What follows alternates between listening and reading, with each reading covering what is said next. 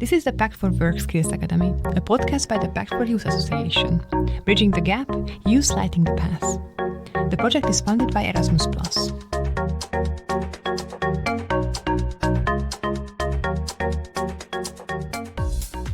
Hello everyone, my name is Daria Borodina and this talk is part of the project Pact for Work Skills Academy by Pact for Youth Association. I'm so excited about the conversation today. As a young researcher, I have experienced self-doubts a lot in the professional field. I started to read more about imposter syndrome, and I found that more young people are interested in this topic and may be concerned about imposter syndrome. For this reason, my invited guest on today's show is Dorina Zelena, with whom I will be exploring this topic. And yes, let us talk about this with Dorina. She is a psychologist and her research field is in cyber psychology. Welcome. Hello. Could you please introduce yourself and your expertise? Hello everyone, and thank you for this opportunity, Daria. I am working as a school and educational psychologist. I had experience in both Hungarian bilingual and English international schools, and I'm mostly working with students under a lot of pressure. I graduated from Eötvös Loránd University, and I have been captivated by Generation Z's attitude towards the internet, and currently I am researching online self-diagnosis, that's called digital hypochondria. My practical approach is based on a positive psychology, and it's seasoned with elements of cognitive behavior therapy. Thank you so much. It's very interesting and inspiring. And first of all, let us define the imposter syndrome. Can we start there?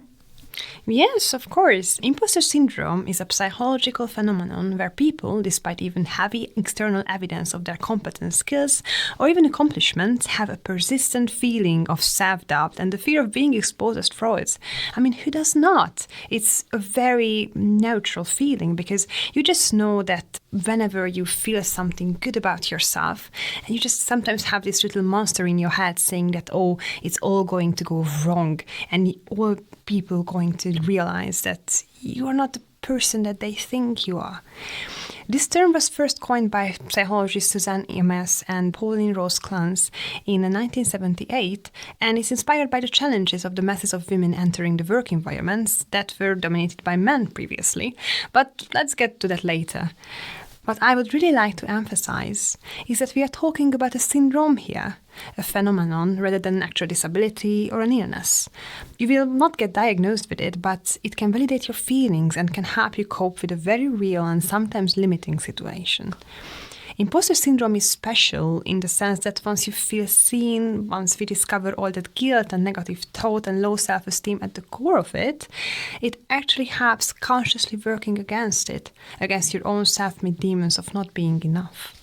Based on your experience and education, have you ever experienced this personally? Yes, of course. I think I have experienced this many times in my field because when you're a psychology student, you just kind of diagnose yourself with all different kind of illnesses. And since you are not allowed to meet with people until after your actual graduation, you just never know if you're good enough. You never know if you're actually a good psychologist because once you actually start with a client, you will not get graded again.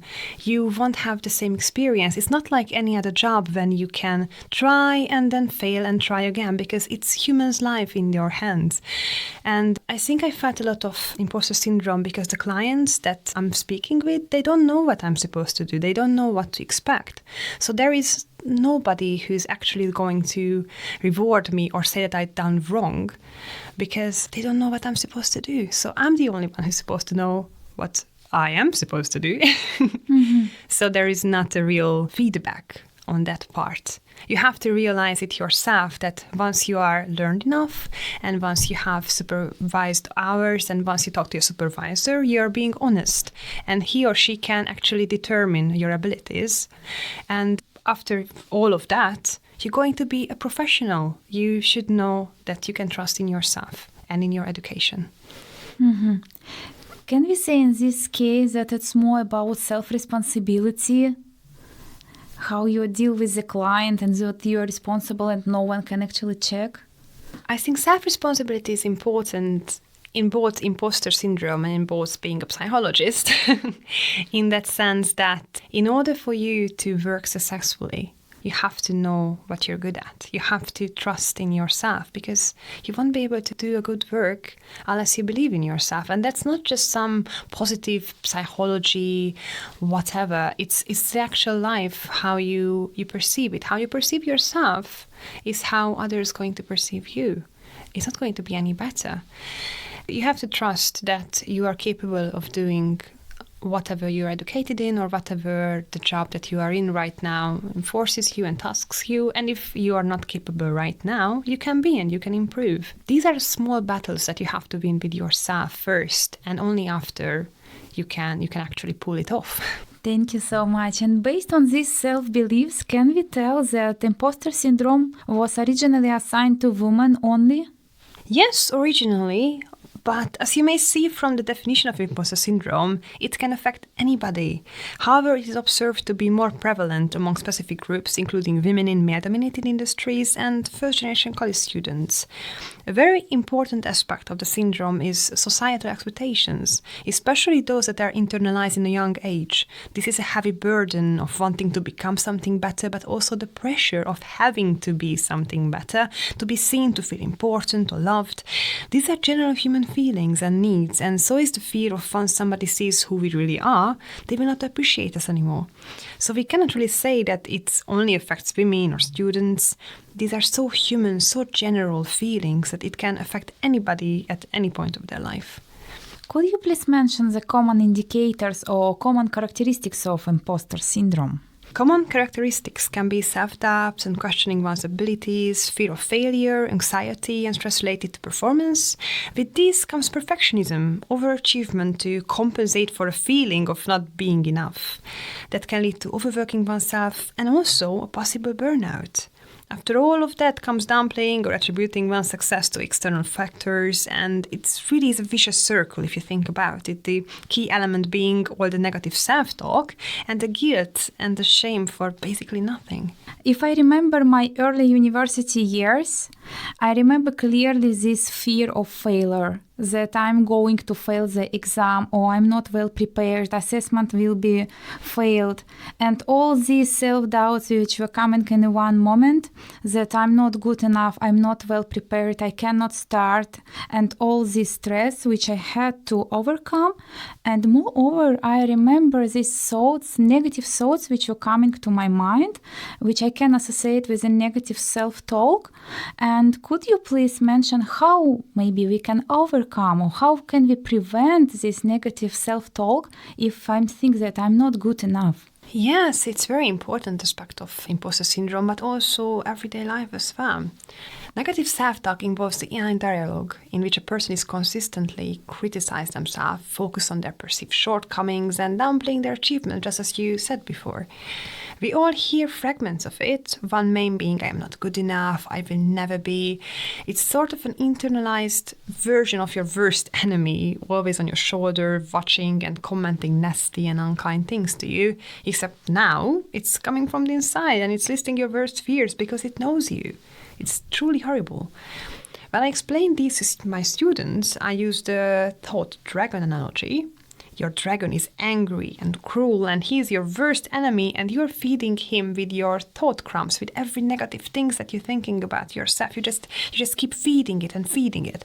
But just like any fairy tale, you have to fight it, or the dragon will grow unimaginably large. Your only chance is a thought night with the prepared positive sentences to every unkind thing that the dragon says to you. But you need to train these nights to fight the dragon. You need to learn how to answer, how to turn these negative thoughts into something neutral, hopeful, or positive. For example, when the dragon says, you will fail this test, and the knight answers, he says, and what happens then? I can retake it. Besides, I have learned so much for it. I did my best, just like last time, and that went well. And that's pretty much what I say to children, but I think it's not only children who can relate to these kind of fairy tales. I think it's a really good visualization because it not only helps children, but it sometimes helps adults, because once we actually know what we're talking about, once we can visualize it, once we can have a thought or a picture in our head, what our mind is actually going on, then we can do something about it. Do you think that this thought dragon and this thought knight could help you as well when you're having problems in your exam season, Daria. Yes, I think so. That's very interesting analogy with the dragon, and even it could help me not at night, but in the morning and during the day when you have these crucial, critical thoughts about yourself that something is not going right or well enough. And in this case, if I consider this like, okay, that's what I'm thinking and why I'm thinking in this way, I can actually restructure my thoughts and be more kind to myself. Yeah, that's exactly the point. And thank you for mentioning that, because when I'm talking to my adult client, I encourage them to do the same thing. Write your negative thoughts down, think about it, rationalize it, and rewrite it in a positive way. Imagine you are your best friend. You would not say such a thing to them. You would not say such a negative thing to them. Why would you say this to yourself then? Think about what would you say to encourage them and write it down. The more the better. For example, I will not finish this assignment. Everybody will realize how incompetent I am for this job. And that's what your friend says to you. You would say to your friend practical solutions, such as an extended deadline or how there is no shame in realizing your limitation. But you also encourage them to see how valued members they are for their workplace, and they have been employed for a reason, and they won't be fired over one shortcoming or an issue. That's very interesting thoughts I get in my mind. And can we associate these unkind words to ourselves with internationalization, as you said before? And why in this case I cannot be kind to myself as I'm kind to my friend? What is the relation? Why I'm so critical in this case? This is a very complex question. I would like to say, in a simple version, is that when you're talking to your friend, you are using a filtered version of what you think. You might think unkind things about your friends. You might have not so good ideas in your head about your friend, but you would never say it to them. You would never be rude to them. But the same thing is that this filter doesn't apply to you. It's in your head, and we all have these random ideas. Like, for example, you're walking somewhere and you see like a hole, and you would think like, what would happen if I step into it? You won't step into the hole because it would cause you trouble, it would hurt you. But you just have this idea popping in your head, and I think that is exactly what's happening with the negative self-talk. They are automatic talks. They are automatic ideas and thoughts because it just happens. It doesn't have a function, it doesn't have a reason to do so, but it still happens, and there is nothing to filter it because you're not talking it out loud. But when you're talking to your friend, you will filter everything you say because you think about what you say before you speak, ideally. Mm-hmm. Thank you. But can we imagine, for example, if I practice this like negative self-talk, I'm trying to catch my negative thought and I'm trying to rephrase it in a positive way, does it mean that in the future positive thoughts will come up in my mind, or like it will be still like more negative? You're right about the first part, actually. That's why we try to train them with positive psychology. We try to train to think more positive thoughts. Negative thoughts won't cease to exist. They're still going to go on in your head. But you will going to find some more positive things in your life. You will think about more positive things because you have to train yourself to do so. Our brain is here to protect us. Our brain seeks danger. Our brain sends negative things to protect us from. We have to train it to see the positive things in life, to keep us happy as well. For example, I always encourage my students to, if they have low self-esteem, to write 100 positive things about themselves. It's a very hard task, it's very difficult, and it takes weeks sometimes. But after they've done it, we try to realize what's important to them. Some students says that positive things about their life are the beautiful sunsets. Some people say that it was interesting to see how they couldn't write any positive thoughts about themselves. And once they were talking about the day, I stopped them and say, hey, that was a brave thing. You can say it, you can say that's a positive thing. You can write it down. And then they realize like, yeah, that's a positive thing, but I never thought about it that way. So I think it's not about restructuring your brain. I think it's more about restructuring your thoughts and realizing what's already there and shedding some lights on something that's already in your life. Mm-hmm. So if one time I can catch something positive, maybe next time I can catch 1 and 2 and 3 and more. Yes, exactly. When you are catching butterflies and you just have to practice it, it's like fishing or something. You have to know how it's done to actually do it. And consider this negative self-talk and self-doubts, imposter syndrome. Could you please mention what can be the impact on personal life? Yes, as I mentioned previously, in work situations, imposter syndrome can hinder career achievement and it can lead to burnout. It limits the pursuit of challenging opportunities. Who is going to believe in us, push us, and campaign for us if not ourselves? In academic life, imposter syndrome may result in decreased motivation, academic underperformance, and avoidance of challenging coursework. In personal relationships, however, it can affect self-esteem and lead to difficulties in forming meaningful connections with others, because we are always looking behind our back and we're never letting ourselves go and just be, ourselves. We can never form meaningful connections without actually letting the other to completely see us. And it's a very vulnerable position that you don't want to put yourself in if you don't believe in yourself. Could you please provide some examples regarding these impacts? Yes, of course. Some examples of imposter syndrome could include a successful executive who believes they only reach their position due to luck, or a first-generation college student who constantly doubts their academic abilities, or a woman in a male-dominated field who feels pressure to constantly prove herself. As for what I have seen with my own eyes, brilliant students losing their faith in themselves during their teenage years just by being overly self-aware and internalizing unkind words that have been said to them. I have also seen students doubting themselves once they have a new environment, especially when they have met with a different social or cultural expectations and they struggle to juggle both. Every time they get a bad grade or thought their essay was not on their usual achievement level, they were disappointed in themselves, and more importantly, it broke their self-image over and over and over again because it was fully dependent on how others, in this case the teachers, peers and parents, see them at that moment at their possible failure. I can say that's a really tough moment to meet expectations at school of your peers, of your parents, of teachers, and such a huge pressure. Consider social and cultural expectations. And in this case, can you please share some tips for overcoming this syndrome? Yes, of course. One thing you can do is to acknowledge and confront your feelings.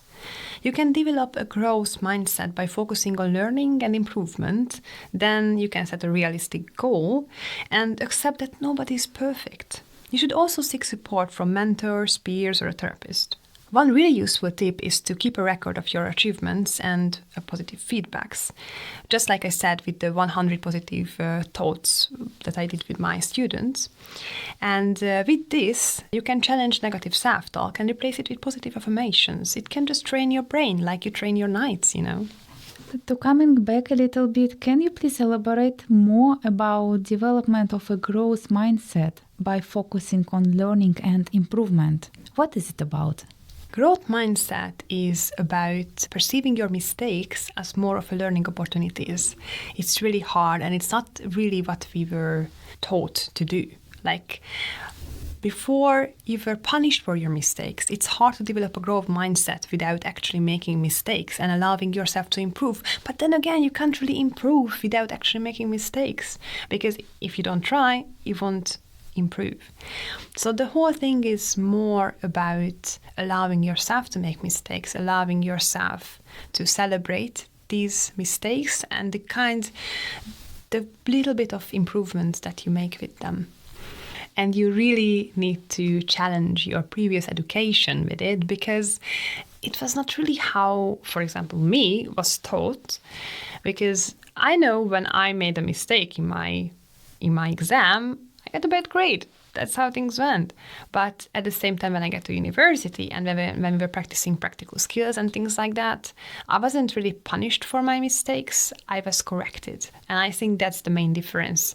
And if you don't punish yourself when you're making some mistakes, then that can be better. Because even if the outside world is trying to punish you, or you perceive any sort of shortcomings or correction as punishment, then you can still change it in your brain and saying like, okay, they don't like what I did, but I like what I did because I improved from it. And I think that's what growth mindset is really about. That's your words brought for me one thought, that it actually, when I do mistake, it's not about that I'm bad. You know, that I start to judge myself, for example, but that's about my action, that's about what I have done. Maybe that was not that much good or something, but these thoughts are coming that it's not about my actions, it's actually like about myself. Yes, that brought for me this. Yes, I completely agree. That is a very, very good thing that you brought up here, because the mistakes and these kind of negative things aren't really about ourselves. It doesn't define us as a person. It's something that we've done that we can correct. It's our actions. We might have a part in choosing this action, but we don't really know the outcome of it. And it's really important, because one of the schools that I was a psychologist in, it started to do this thing to small children, like 5 or 6 years old, the first graders really. When they entered the school, they always learned that when they made a mistake, they didn't say that you're a bad student. They said that, oh, that was a bad sentence, or that was a bad writing, or something like this. They were more focused on the action itself than punish the students. And first, it sounded a bit weird, like we were not allowed to say that, oh, you were wrong, or we were not allowed to say that, oh, you did something wrong. But it was more about the actual action that they did wrong. And now I see why that was put in place, and it made a lot of difference, because students know that whatever they do wrong, we will still love them, we will still care about them, and it won't change how we perceive them. It just, changes for a day. We might be angry at them, we might not feel good about that writing that they did, but it doesn't matter at the end of the day, because they're going to correct it, and we're going to still love them for it, and without it as well. Yes, give a great opportunity for changes and adjustment. If this is about my action, actually I can correct it. I can improve it. It's like not about myself in general. It's very good. I like this approach from this school. Yeah, I loved it as well. Maybe we can speak a little bit more about keeping record of our achievements and positive feedback. Is there any technique to do that? How can I do it? On like daily basis, or how person can arrange it? One of the first tips I usually say to students when we start journaling, or when we start writing this kind of positive affirmations, is consistency. Whatever you do, it doesn't matter what your plan is, just start it. You can, some students start diaries or colorful, or like when you start a new exercise book because it's beautiful, but then you stop it in the middle of it because you feel like you don't have time for it, and then you forget about it. So what I usually say is that try to set a realistic goal, and it might not be every day. Try to set it for every week.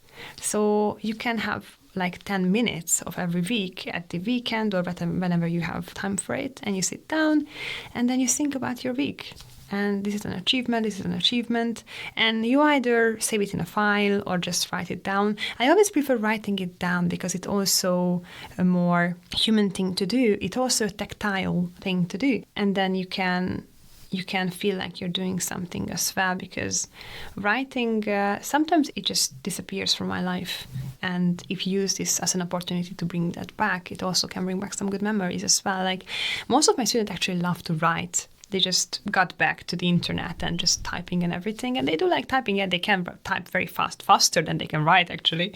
But writing has its own ritual. And then they realize that, okay, 1 week is good, but I have so much achievement now. I think about it every day. And I was like, yeah, have this small diary, maybe a pocket diary, or maybe a pocket exercise book in your pocket, and simply pull it out whenever you have this thought, whenever you feel like praise, whenever you want to praise yourself.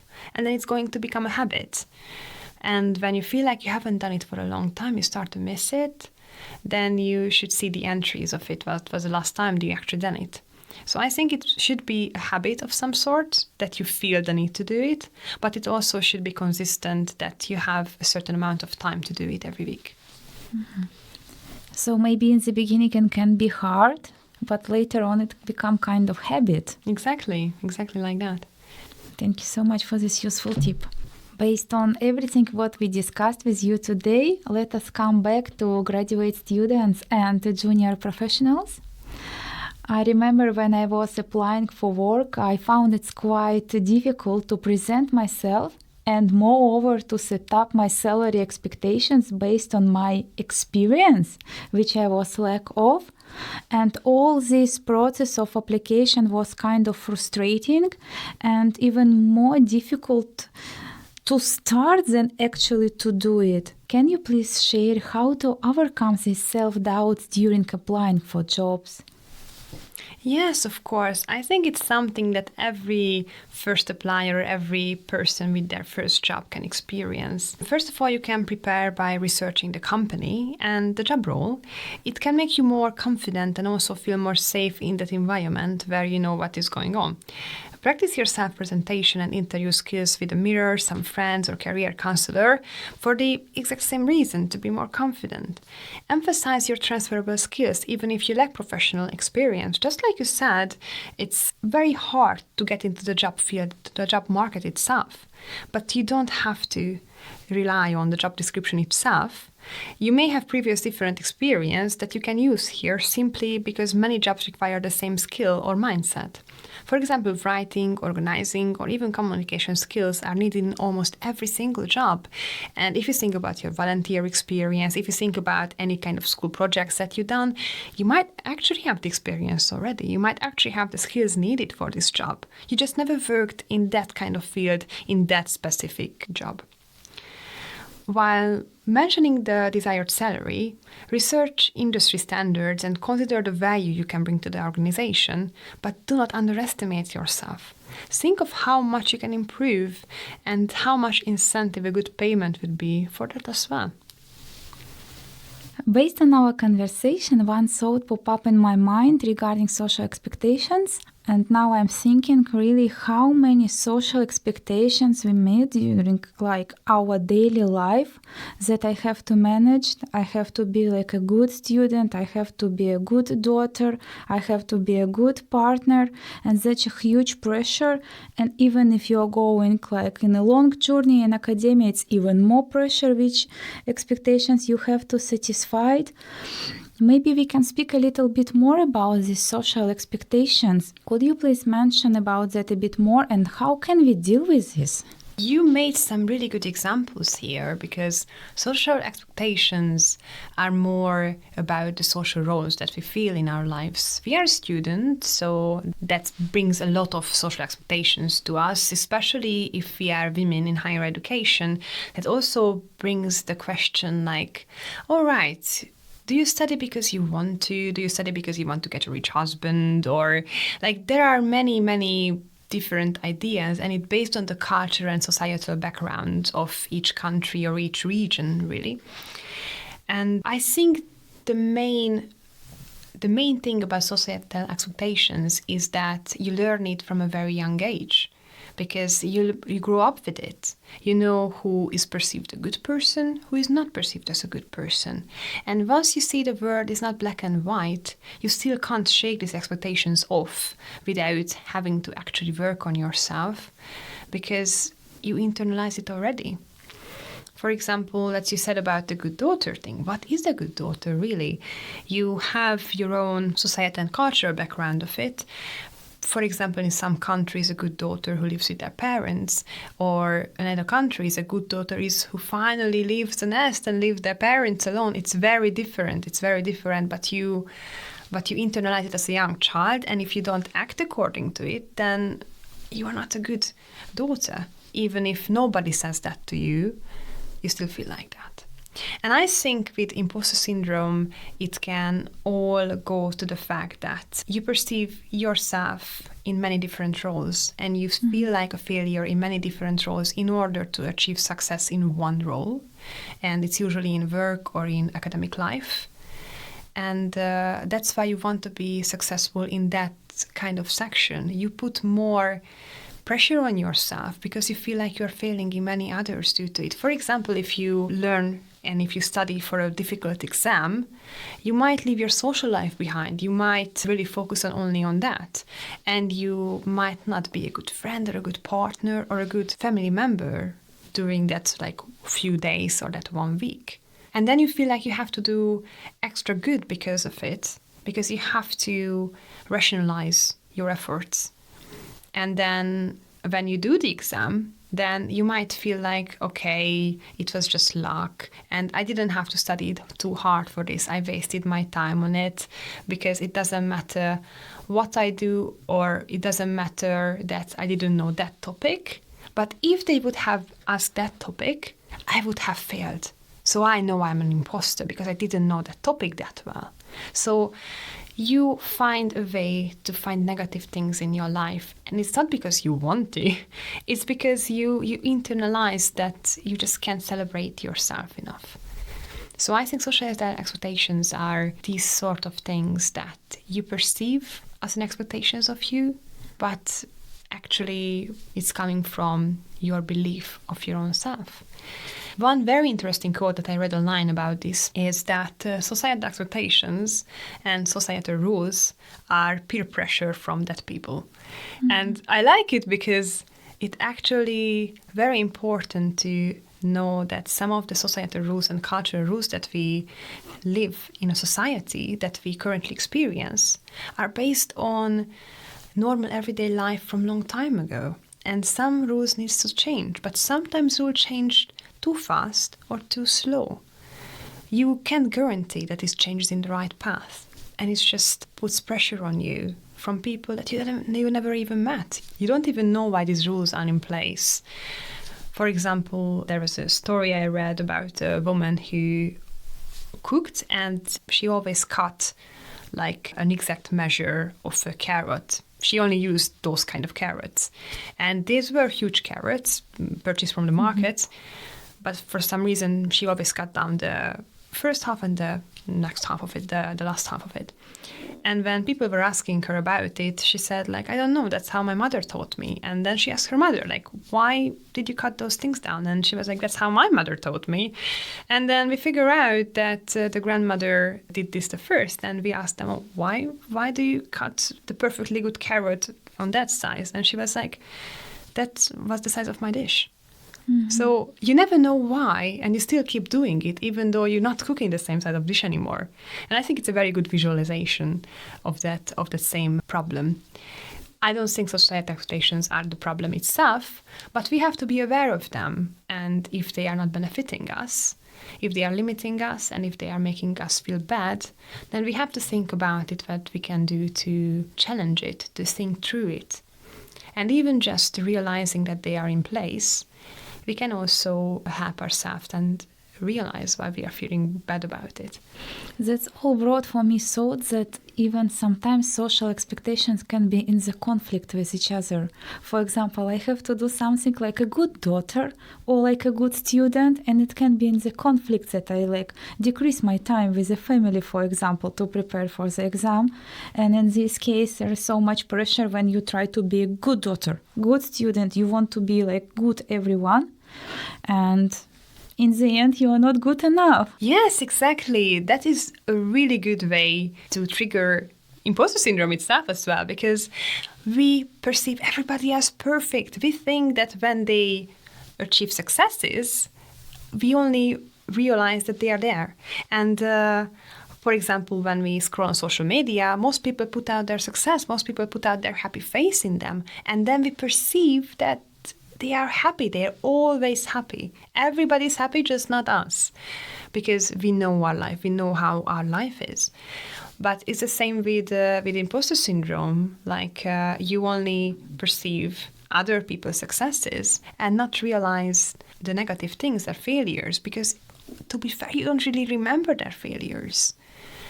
And when it comes to you, you can list your failures anytime, but you can rarely list your achievements unless they were big, because you don't perceive your achievements big enough to be remembered of. And you don't perceive yourself to be perfect either, because you know your own shortcomings. You don't know that about the other person. You don't know how much they struggle to get up in the morning. You don't know how much they struggle to read a certain article, or you don't know how much time they spent on a certain project. You only see the end results. With your own project, you see the end result, yeah, but you also feel like that you worked so much for it and nobody knows how hard was it for you or how difficult was it for you? And you can't celebrate yourself because you keep thinking that, oh, my colleagues would do it so much better than me. And that's what imposter syndrome is about, because even if you receive praise from your colleagues, you still think that, oh, I was either lucky, it was another external factor, or it was due to some whole consistent hypocrisy or something. Like it was, you have this idea in your head that you're not good enough, and no amount of success and achievement can make you think otherwise, because you will always think about what you did in order to get that achievement. In some cases, it's sometimes making sacrifices. Can you please tell a little bit more about celebrate yourself? Yes, it's it's very important to celebrate yourself. It can be a ritual, so that every time you do a long task, and whether if it's a long task, like it's a long project, for example, a podcast, or every time you are at the end of, I don't know, one section of your writing, you just stop and think about like, oh, I'm great. And you think about how much skills you needed to do that. And you just think about how much faster you did this than last time, or how much better you did this than last time. It needs to be celebrated. Sometimes you need to treat yourself. And by treating yourself, I don't mean like, I don't know, spend your extra money on pizzas or just going out every single time you finish a chapter. But I mean like you have to celebrate yourself with a pause, a break. You sometimes have to stop and just think that how good you are as a person, how good you are in this, and how good you are on other things in your life. I think imposter syndrome can be very hard and can be very draining, because you don't stop to celebrate yourself because you don't think you are allowed to. You don't think you deserve the success. And that's why would you celebrate something that you don't deserve in the first place? But it's exactly the other way around. You need to celebrate it. You need to stop in order to enjoy yourself once in a while. Mm-hmm. So this is more about self-appreciation, Exactly. self-value. Yeah, exactly. So at least if you are not buying pizzas or new shoes, you're making to yourself that I did this in a good way, I spent that much effort, and like that's really done. Yes, exactly. Or write it in your gratitude journal. Yes, your pocket diary. Yeah, pocket diary, exactly. Thank you so much for today's talk. I enjoyed so much. I hope each of us can become a little bit more confident, and remember that actual frauds, they do not have an imposter syndrome. Bye-bye. Bye-bye. This is the Pact for Work Skills Academy, a podcast by the Pact for Youth Association. Bridging the gap, youth lighting the path. The project is funded by Erasmus+.